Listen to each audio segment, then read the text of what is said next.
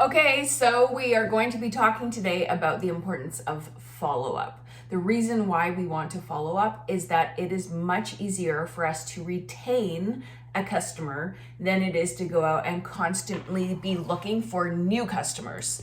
So I think one of the biggest mistakes that consultants make as far as not doing follow-ups is that they don't understand the value of doing it, or they think that they're just an order taker.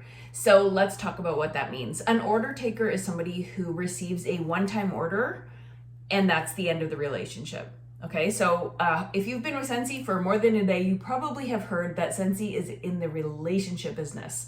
And that goes further than our team, but it really goes to our customers, because in order for us to best service our customers, they have to feel like they know, like, and trust us, right? And so this idea that people have that they can just receive an order and then that's the end of it is not the Scentsy way. So if you think about, if you go into a store and you want to buy a dress, okay? So let's say, well, I don't want to name any names of anything, but so you want to buy a dress. So you can either go into like a big store, you find your own dress, you find your own way to your fitting room, you get a number of how many things you're trying on.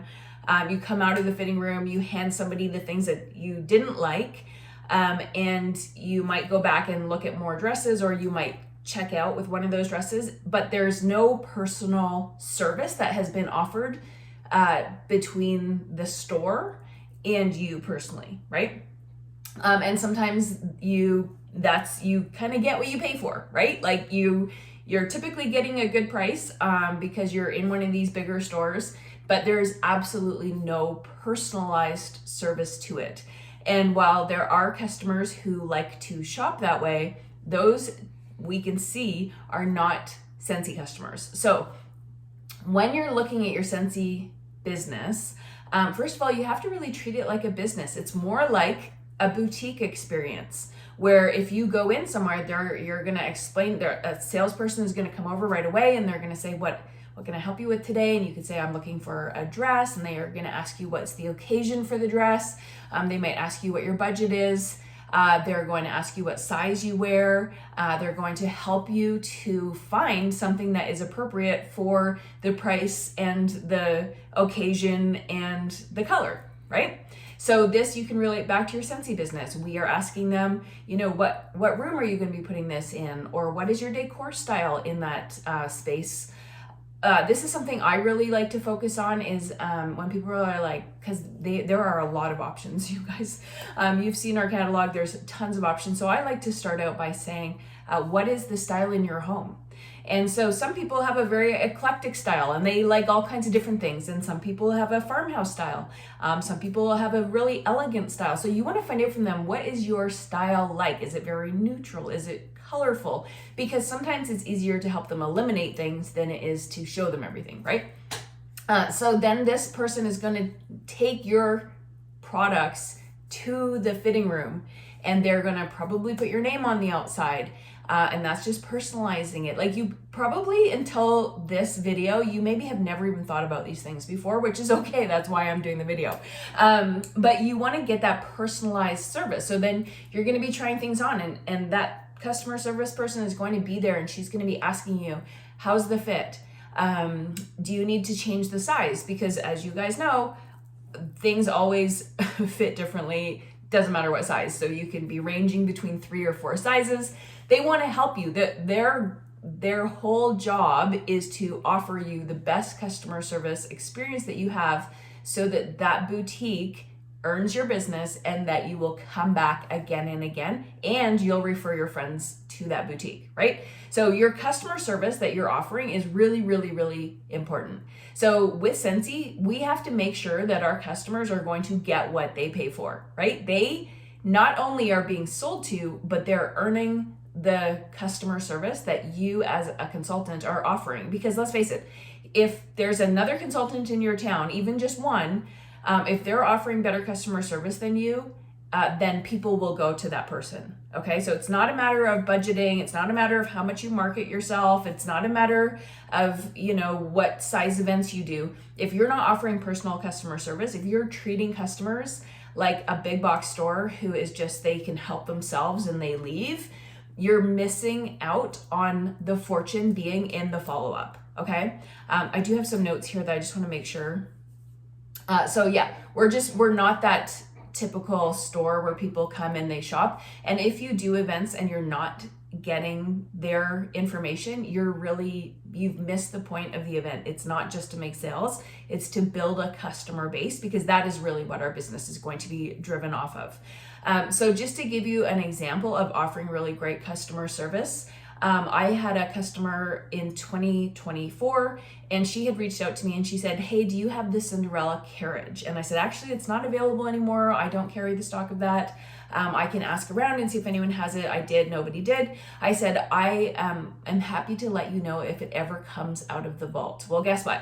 In January or February of this year, a new carriage did come out of the vault. Now, it wasn't the color that she wanted. She wanted the blue, and this came out in white. But she was astounded that I remembered that she was interested in that, and that I actually took the time to look and see if anybody had one, and I let her know when the Cinderella carriage was available the next time. Okay. Another example of that is I have a customer who loves Southern sweet tea. And so every time Bring Back My Bar is out, I have this really great opportunity that is just handed to me to say, hey, reach out to so-and-so and let her know to vote for Southern sweet tea. And I have been doing that for years, since the last time it was out. And anytime that I'm going to events or anything, I usually will ask in the ISOs, for World Tour recently, like, does anybody have any Southern sweet tea bars? Because I have a customer who would really love them. So I'm remembering what their preferences are so that I can offer them the best customer service, and so that they don't go to another consultant, because it's not enough. It's a lot of times people will say like, oh, well, there's so many consultants. Well, we know that's not true. And just because you have a number, a consultant ID number, does not mean that you are running a Scentsy business, right? Presumably, if you are watching this, you are one of those people who are running a business or who are wanting to start treating it like a business. But what I mean is, there's a difference between the people who sign up just to get their own products and then earn some commission kickback, versus people who are actually trying to make money with their Scentsy business, which is what this training is all about. So let's go on to my next notes. Okay, so why people don't do follow-ups. This is really important.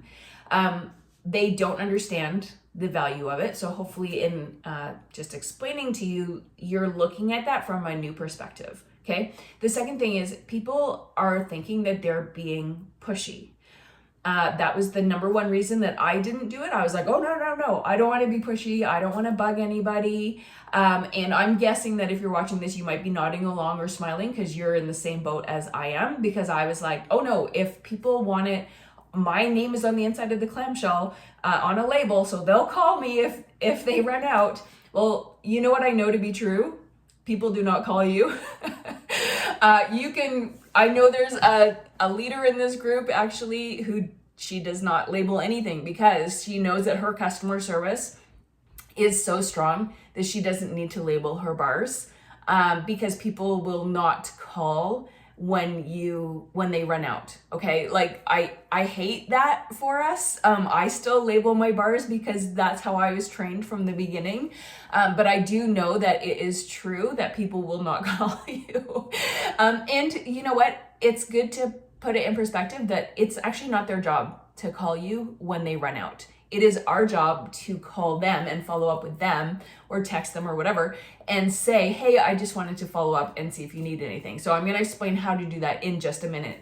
So if you feel pushy, I want you to know that you are the boutique. You are not the big box. Okay. So when people they want to know what is going on. They want to know when your next order is going in. They want to know when their favorite bar is coming back as a Bring Back My Bar, or it's being voted for.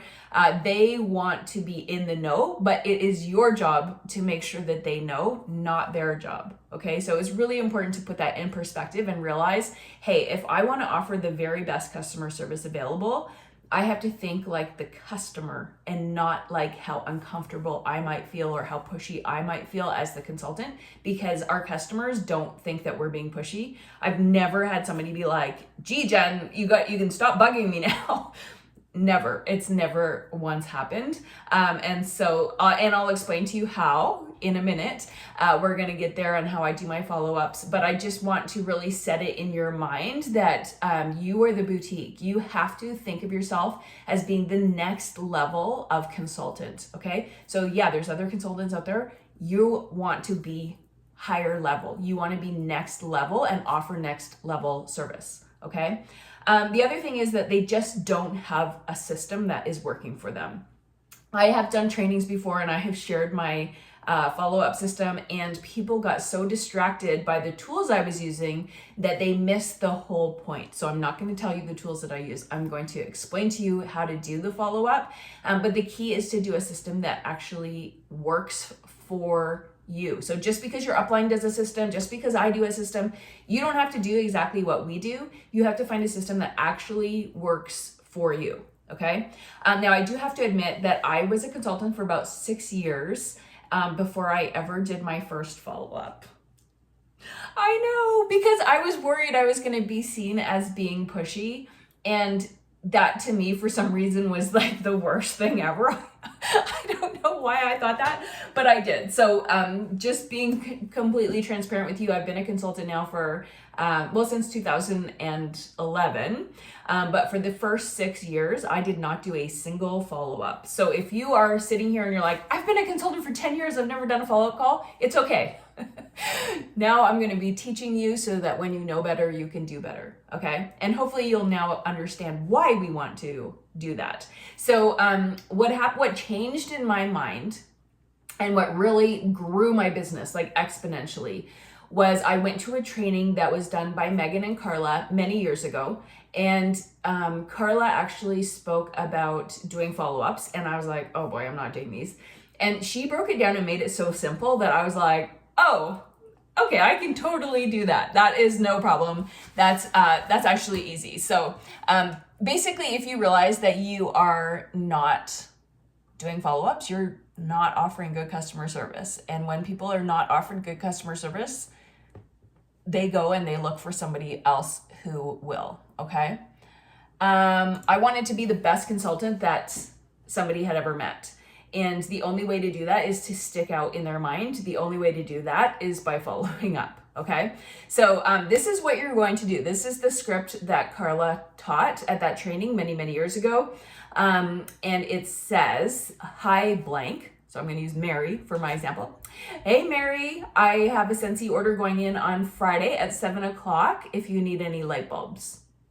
Whew. Okay, pressure was off. I was like, okay, I can totally do that because people always need light bulbs. And sometimes they'll call you and they'll ask you, do you have any light bulbs? And sometimes they will donate it to a charity shop.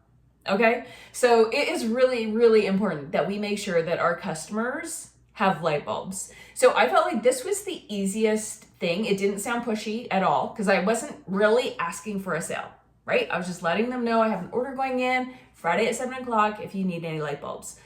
So this triggered for me a new approach to customer service. And if you hadn't followed up, like at that point, I had not followed up literally in 6 years. So at that point, I was calling them and I was saying, hey, it's Jen Martens calling. You bought Scentsy from me 5 years ago. I just wanted to let you know, I know it's been a while. I'm still selling Scentsy. I have an order going in on Friday at 7:00 if you need any light bulbs. So that's all I said, okay? So I acknowledged it's been a while since I followed up.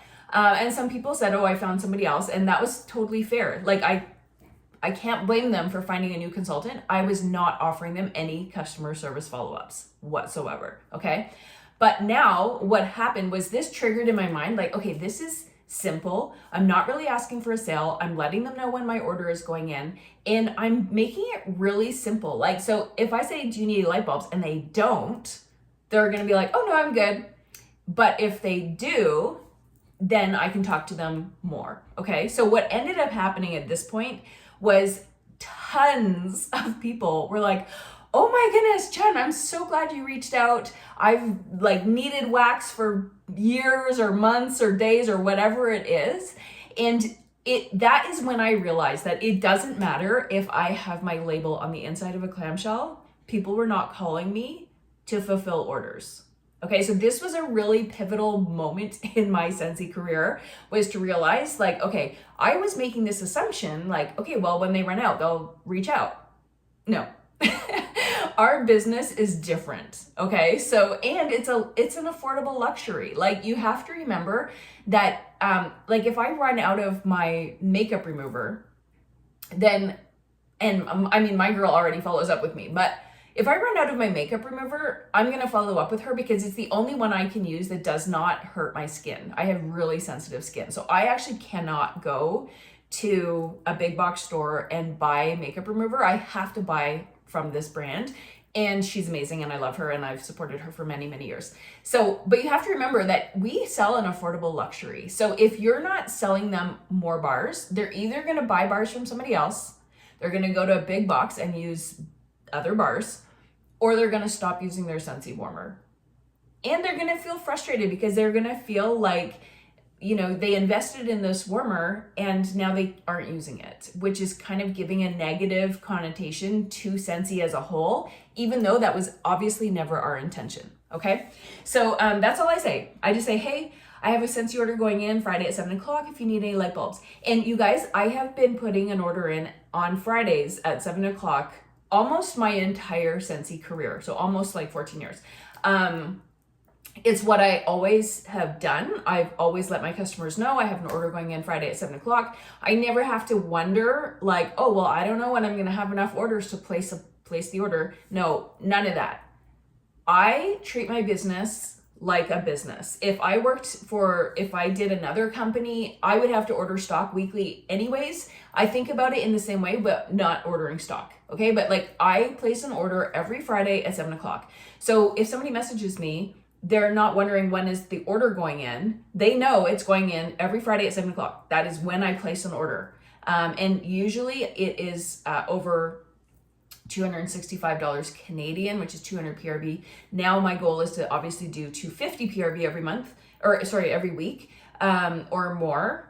So I just place an order. It doesn't matter what it is. And I never offer free shipping, ever. I'll talk about that in a minute. Okay, so by using that simple script, you guys, I do not feel pushy at all. Like, not at all. Because I'm only asking, like, how can I service you better, okay? And then, of course, I'm gonna offer them because they're gonna say, oh, I don't actually need any light bulbs, but I do need bars. I'm so glad you called. And then I can say, well, actually, if you place your order with me, I can offer you buy 5, get 1 free. Okay, because that changed in our catalog. And they can save 10% if they buy 6 bars. But if they order through me, they can buy 5 and get 1 free. So I'm offering that next level of customer service again, okay? And then we're gonna take it to the next level. Are you ready? So when they are ready to actually place their order and they're like, yeah, I'm so glad that you messaged me, I need bars. This is how I'm gonna turn this 1 follow-up order into 3 orders. Are you ready for it? So I'm gonna say, and typically about 80% of the time people go with this. So I let them know that your shipping, it's $14 flat rate. It's going to be delivered right to your door. But if you're interested, you can reach out to 2 friends and see if they want to get in on that order with you, and you can split the shipping 3 ways. And so literally 80% of the time, people are like, oh yeah, let me get back to you. I'm going to reach out to my 2 friends or my neighbors or whatever, 2 people I know who sell Scentsy. I'm going to see if they want to get in on this order with me, and then we'll split the shipping. I'm like, perfect. So off they go.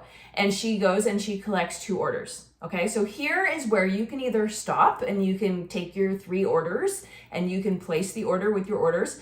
Or you can say, oh my goodness, Mary, did you realize that you were about halfway to earning some free and half off items? If you have 2 more friends, you can reach out to them. And then you can see about getting getting your 6-pack for free or half price or whatever.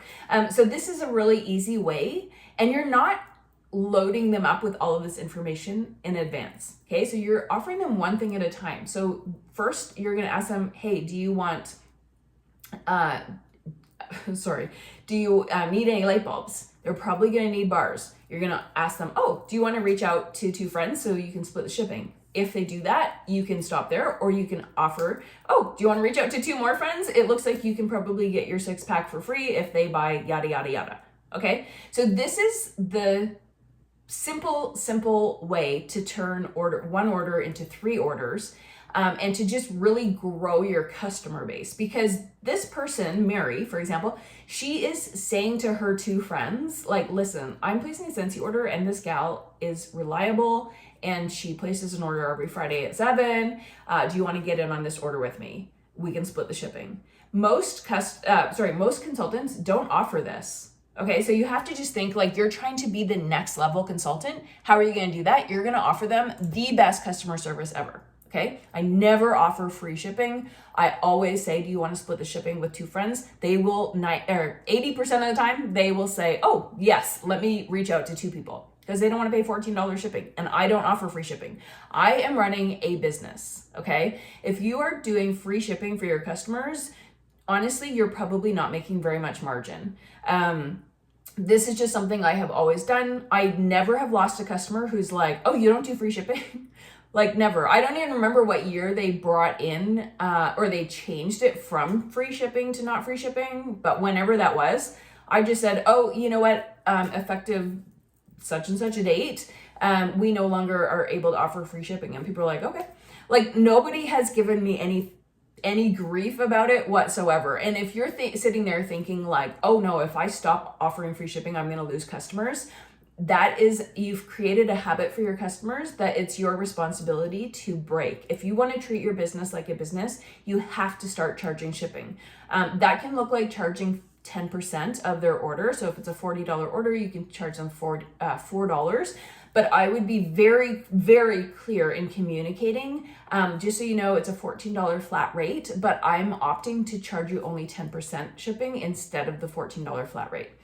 It's completely up to you. That is a personal special, but I don't ever offer free shipping. I haven't. Since we don't get it, I don't offer it because I'm running a business and I need the biggest margin possible in order to pay my bills. Okay, so the simplest system that has worked for me, and again, this might not work for you, this is some simple system that I learned years ago, and it's the 2-2-2 system, okay? So it's actually very, very easy. Part of our job is to track customer orders, okay? So you don't just take the order and then that would make you an order taker. You have to be a follower, like a customer service person in a boutique, okay? So you're gonna just take 5 minutes a day. This is the simplest thing ever. You're just gonna do a quick follow-up. And the 2-2-2 system, even though there's 3 follow-ups, only one of those follow-ups is a sale, okay? So 2 of them are courtesy calls. So the first call you're gonna make 2 days after their order has been delivered, like that they have it in hand. 2 days after that, you're gonna call, hi Mary, I saw your order was delivered and I just wanted to make sure that you're happy with everything. So the reason you're doing this is a couple of reasons. One, you're making a touch point with the customer because you want them to be a loyal customer to you and you want to offer the best customer service, okay? 2, you want to make sure that she's actually opened the package. So was it delivered to the right house? Or she could say at that time like, oh, I didn't get an order. You want to know that immediately. You don't want to know that 2 months from now that, oh, I never got my order. And then you're like, what? You need to be amazing at customer service, okay? Just think, you're a boutique. You have to be the best of the best. So you're going to follow up. You're going to make sure that she actually has the order in hand. You want to make sure that she's had an opportunity to unbox her order and make sure everything is okay. So if she's like, oh my goodness, I totally forgot about it. I'm like, well, if you have a minute, I don't mind hanging on the line just to make sure that the light bulb wasn't broken or that all the scents were what you ordered or whatever it could be. Okay. So they're going to unbox it if they haven't already, which is going to prompt them to start using it right away. Okay. The second follow-up is going to be in 2 weeks. And before I hang up from the 2-day call, I will say, Mary, I'm so glad that you got everything and that you're happy with it. I'm going to give you a call in 2 weeks just to make sure that everything is running smoothly. And she'll be like, okay. So I've put it in her mind. I'm going to call her. And I've put the responsibility back on me to do my customer service follow-up. So she is expecting this call. This is not pushy. She's expecting me to call. So 2 weeks after her order has been delivered, hey Mary, I just wanted to make sure you're thrilled with your stuff. Does it smell like how you expected it to? At this point, she could say, well, I ordered, whatever, and I'm actually not crazy about it. I'm like, oh my goodness, I have a few here. I can pop by and we can swap it out, or can I order you a different one on my next order, complimentary, and I can take that first one back. Now, the reason I would do that, one, it's offering amazing customer service. Two, I can use the one that she's already used a cube or two out of that she doesn't like. I can turn that into samples, and that's a business expense for me.